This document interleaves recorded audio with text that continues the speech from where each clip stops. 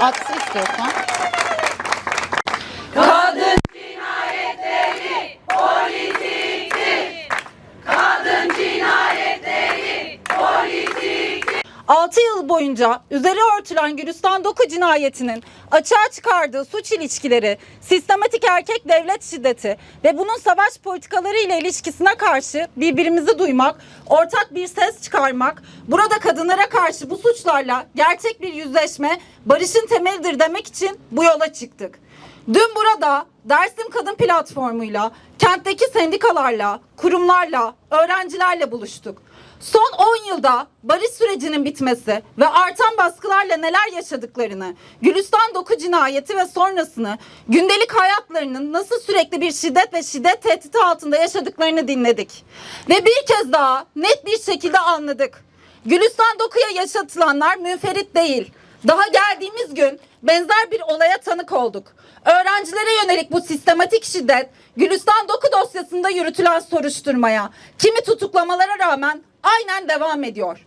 Bugün Adalet Bakanı özellikle kadınlara yönelik faili meçhul suçların aydınlatılacağını ilan ediyor. Ama herkes tarafından bilinen, basında haber yapılmış, açığa çıkmış suç çeteleri yerli yerinde duruyor.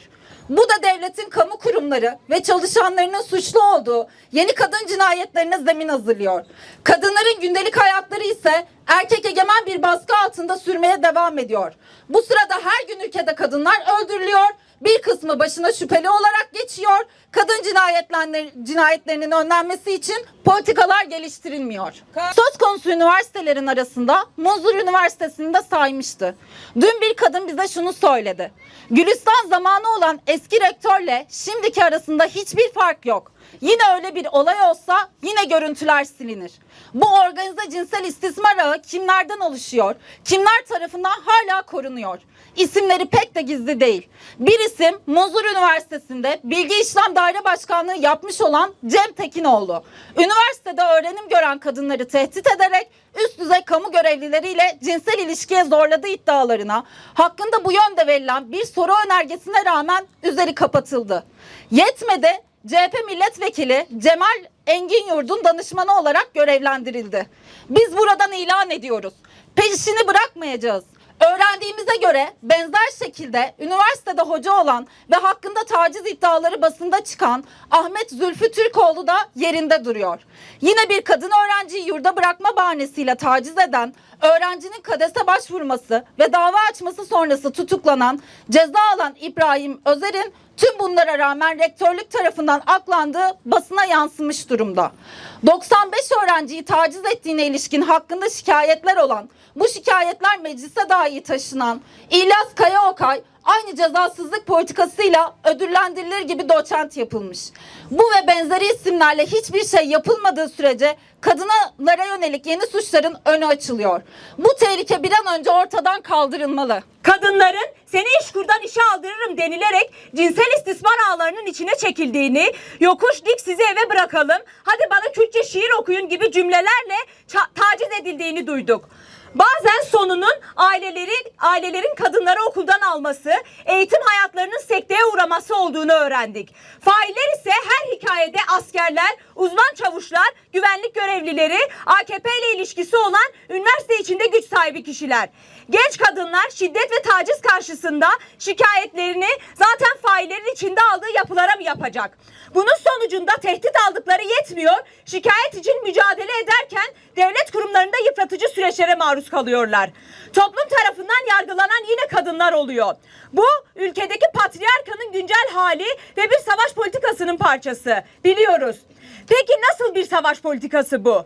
Köyleriyle beraber 85 bin nüfusu olan merkezde, 40 bin nüfusu olan Dersim'de 9 bin öğrenci, 10 bine yakın resmi güvenlik görevlisi var. Yani öğrenci başına en az bir güvenlik görevlisi, resmi olmayanlar düşünülünce fazlası düşüyor. Köprüden Dersim'e girildiği andan itibaren 200-300 metrede bir mobesenin olduğu, köy girişlerine bile mobeselerin konduğu, herkesin her adımının izlendiği bir il burası. Deprem nedeniyle güçlendirme bahane edilerek valilik, adliye gibi resmi kurumların üniversite kampüsünün içine taşındığı bir yer. Yani öyle bir üniversite ki içine Dersim Kadın Platformu girmiyor ama kolluk, asker rahatça geziyor. Valilik binası içinde asker ve polis arabaları yurtlarda öğrencilerin kapılarında bekliyor. Üniversite erkek egemen bir kamusal alana çevrilmiş durumda. Özetle Dersim, güvenlikçi politikaların kadınlar için nasıl da güvensizlik yarattığının en açık görüldüğü yerlerden biri. Her yerde kontrol noktaları, asker, polis var ama sokaklar güvensiz, yurtlar güvensiz, üniversite güvensiz. Bugün barıştan söz edilirken öncelikli adımlardan biri kadınlara yönelik suçların soruşturulmasıyla, bir diğeri de bu kentte üniformalı üniformasız bu kadar anormal yoğunlukta güvenlik görevlisinin bulunmamasıdır. Öte yandan Munzur Üniversitesi'nde genç kadınlara yönelik gücünü devletten alan cinsel istismar ağları bize örneğin Karabük'te Afrikalı öğrenciye yapılanları, İstanbul'da Ayşe Tokyaz davasını da hatırlattı. Yani bu irili ufaklı suç çeteleri, erkek şiddeti ağları, savaş silahı olarak meşrulaştırıldıkça her yerde normalleşiyor. Bu Dersim'de aynı zamanda öğrencilerin örgütlenme alanlarını ortadan kaldırmakla bunun yerine cemaatleri kurulamaz, stand açamazken TÜGVA, İlim Yayma Cemiyeti ve benzerleri örgütleniyor. Kentte öğrencilere pek başka sosyal alan sağlanamamasının kayyum politikalarıyla elbette doğrudan bağı var. Okula yeni gelen öğrencilerin eklendiği bir Munzur Kadın Öğrencileri WhatsApp grubunun kurulduğunu, bunun yöneticisinin ise TÜGVA Başkanı bir erkek olduğunu öğreniyoruz. Buradan kadın öğrencilerin telefonlarının askeri personelle paylaşıldığını, kentte tur bahanesiyle kadınların istismar ağlarının içine çekildiğini, daha sonra kadınlar bunu beyan ettiğinde üstünü kapatıldığını ve bunu açığa çıkarmaya çalışan kadınların tehditlerle susturulmaya çalışıldığını duyuyoruz. Öğreniyoruz. Bu iddiaların biri bile yerin yerinden oynamasını gerektirir. Biz buradan duyduklarımızın takipçisi olacağımızı, bu suç şebekelerinin açığa çıkması için Dersim'de yaşayan kadınların, öğrencilerin yanında olacağımızı duyuruyoruz. Gerçek bir barış için, kadınların özgürlüğü için erkek devlet şiddetine son diyoruz. Azadi, cin, cihan, azadi, cin, cihan, azadi, cin, cihan, azadi.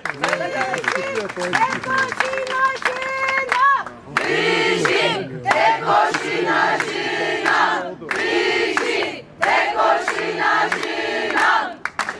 Hep doku. Nerede? Gülistan doku. Nerede? Gülistan doku.